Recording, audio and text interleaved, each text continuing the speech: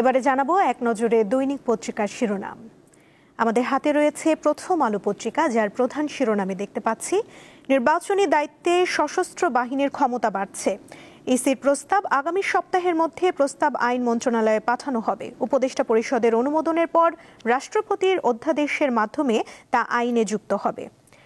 এদিকে আন্দোলনকারীদের ফাঁসি দিতে চেয়েছিলেন শেখ হাসিনা, এ নিয়ে একটি প্রতিবেদন রয়েছে। আরও দেখতে পাচ্ছি একের পর এক গণপিটুনি, 10 দিনে নিহত 9। কাজ হয়েছে কাগজে, উন্নতি নেই সেবায়। হাসপাতালে রোগীর চাপ ও সমস্যা আগের মতোই আছে, স্বাস্থ্য বাজেটে বরাদ্দ বাড়েনি। এদিকে ক্ষমতার বদল হলেও মানসিকতার পরিবর্তন হয়নি। আরও দেখতে পাচ্ছি ইসরায়েলি হামলায় আল জাজিরার 5 সাংবাদিক নিহত, গাজায় আগ্রাসন। যুগান্তর পত্রিকার প্রধান শিরোনামে রয়েছে 20 বছরেও রপ্তানি আয়ের অর্থ মেলেনি, এফসি অ্যাকাউন্টে 8,000 কোটি টাকা উধাও। তদন্ত চেয়ে অর্থ উপদেষ্টা, গভর্নর, বিএসইসি এবং এফআরসির কাছে রপ্তানিকারকের চিঠি। এদিকে ডক্টর ইউনূসকে মালয়েশিয়ায় লাল গালিচা সংবর্ধনা। আরও দেখতে পাচ্ছি নওগাঁ জেলা সম্মেলনে তারেক রহমান, জাতীয় নির্বাচন বাধাগ্রস্ত করতে ষড়যন্ত্র চলছে। আরও দেখতে পাচ্ছি আরপিওতে না ভোট সহ গুচ্ছ সংশোধনীর সিদ্ধান্ত।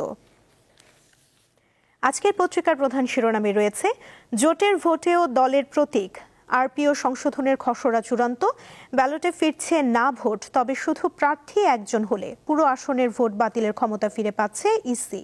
এদিকে মালয়েশিয়ায় ইউনূস আনোয়ার বৈঠক আজ।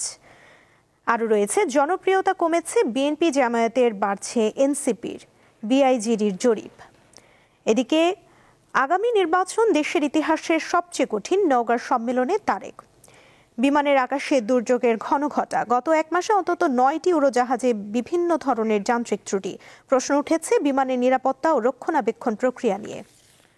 সমকাল পত্রিকার প্রধান শিরোনামে রয়েছে ইসির হারানো ক্ষমতা ফিরছে, জোট হলেও ভোট নিজ প্রতীকে। আরপিও সংশোধন, উপদেষ্টা পরিষদে অনুমোদনের পর জারি হবে অধ্যাদেশ। এদিকে নির্বাচনের আগে সংস্কার চায় 51% মানুষ, বিআইজিডি জরিপ।